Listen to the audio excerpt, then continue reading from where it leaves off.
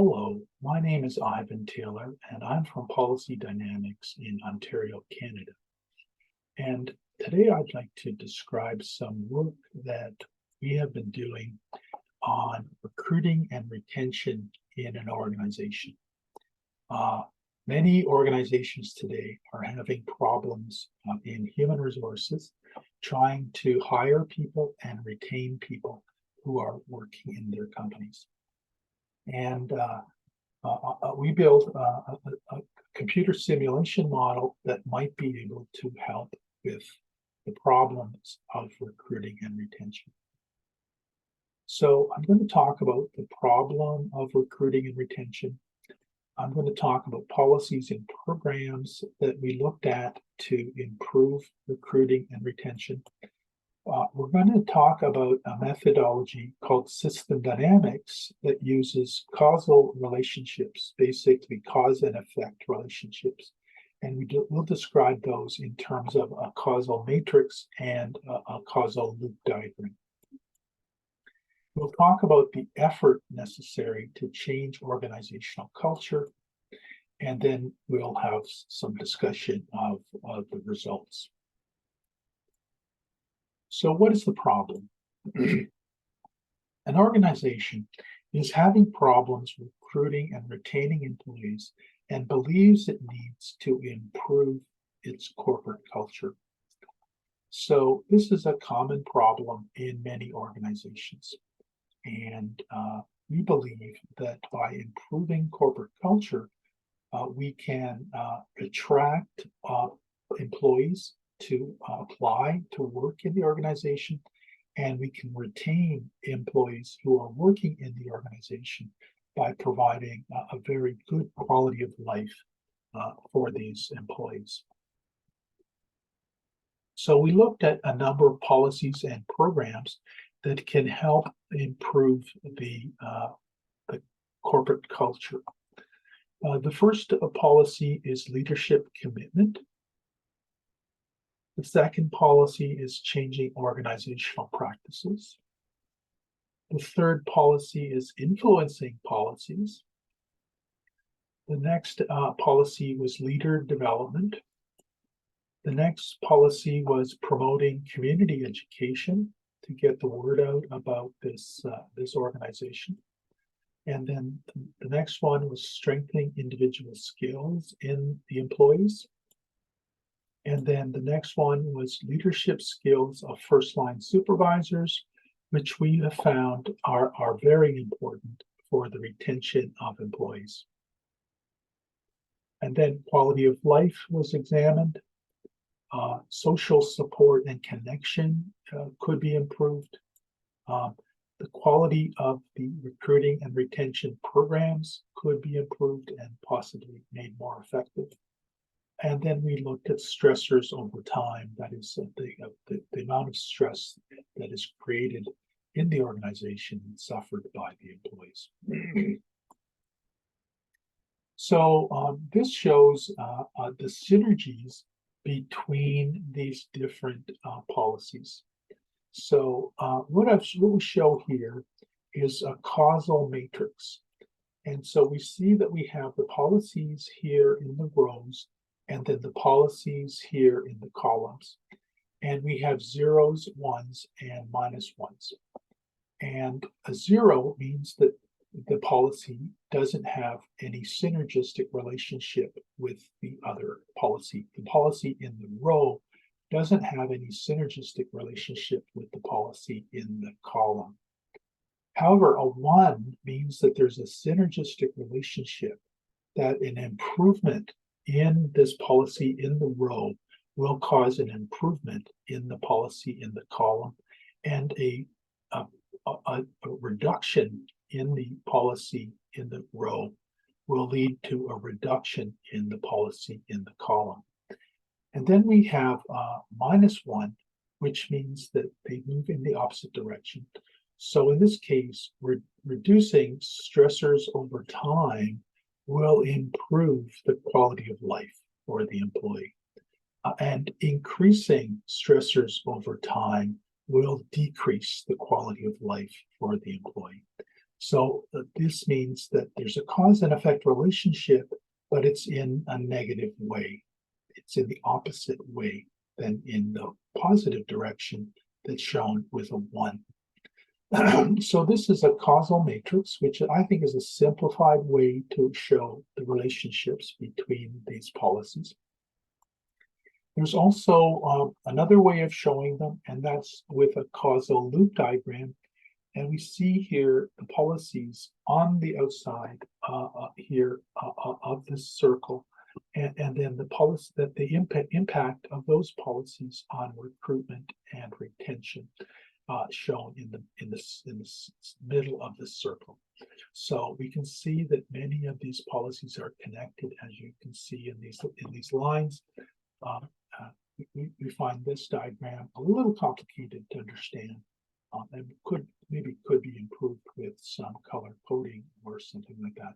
But it does show that there's these policies are highly interconnected. So another aspect of this model is that we're looking at effort to change the culture, and we have these these policies, and we have this idea of sufficient effort to maintain the policies at a good value, which has been seen in the past. And then we have a belief that the effort has changed in the past and was not sufficient to maintain a high quality culture in the organization. So the effort in the past was reduced compared to what was sufficient to maintain its value. So this shows that the value is 89 instead of 100, which means that it's less than sufficient to maintain the culture at a high level. And then the idea here is that it was recognized by the organization that the culture was not in good shape, and an effort was applied to get the culture back to a positive state. And what they did is they applied effort, which was sufficient to get it back to the previous situation. So for a few years, they will be applying this extra effort to get the culture back into a good shape. And then we looked at possible future scenarios. So what would be the effort in the future? One of the scenarios is that the policies are implemented with current levels of effort, and then improvements are seen in recruiting and retention. And then the leaders think that the problem has been solved and go back to their old ways. So in this case, we can see that relaxed effort is the idea that the leaders go back to their previous insufficient levels of effort to improve, to keep the culture at a high level. So if we look at the values in this column, we see that they're the same values that were used in the past. So they go back to their old ways. The other idea is that the effort is sustained. So these values of effort are the effort that is applied currently will continue to be applied indefinitely in the future. So the values in this column are the same as the values in the current effort as shown here. And then the last column is reinforced effort, where more than sufficient effort is applied to all of the policies. And that would lead to a situation which was better than in the past. So that would be an idea that the leaders believe that we can do even better than it was shown in the past. So here's the results of the simulation. we can see that the numbers are tagged at 1, which means the culture is at, say, a value of 1 in 2015. However, around 2015, the effort was not being applied to maintain the culture at that level. And that led to a decline in the recruitment. And this was noticed, this decline in recruitment was noticed in 2022. So then current effort, which was described as the effort to get it back up to the original value, was applied in 2023, but notice that there was a delayed reaction, that it took a few years to see results when the current effort was applied. And then after a few years, there was some improvement seen.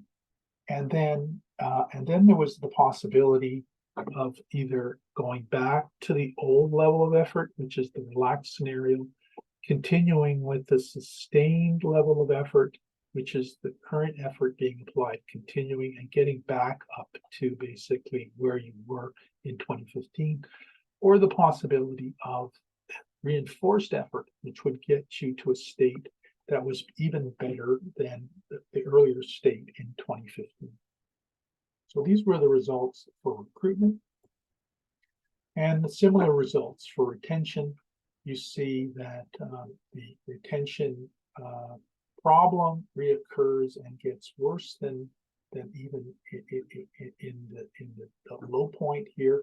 And if they go back to the relaxed effort, with the current effort, they sustaining the current effort can get them back up to the 2015 level, and having reinforced effort can get you above the 2015 level. So just some discussion about these results. First of all, the culture problem needs to be recognized. And corporate culture is hard to change. And there will be delays in seeing results from policies to change the culture. And effort cannot be relaxed once improvements are seen. So basically, the corporate culture needs to be considered for the long run, and effort must be expended in the long run to maintain the culture at a high level and resolve problems of retention and recruitment. So if you have any questions or comments, you can reach me at this email address, and I'd be happy to discuss this model and how it might apply to an organization that you are aware of. Thank you for listening, and I hope to talk to you sometime soon.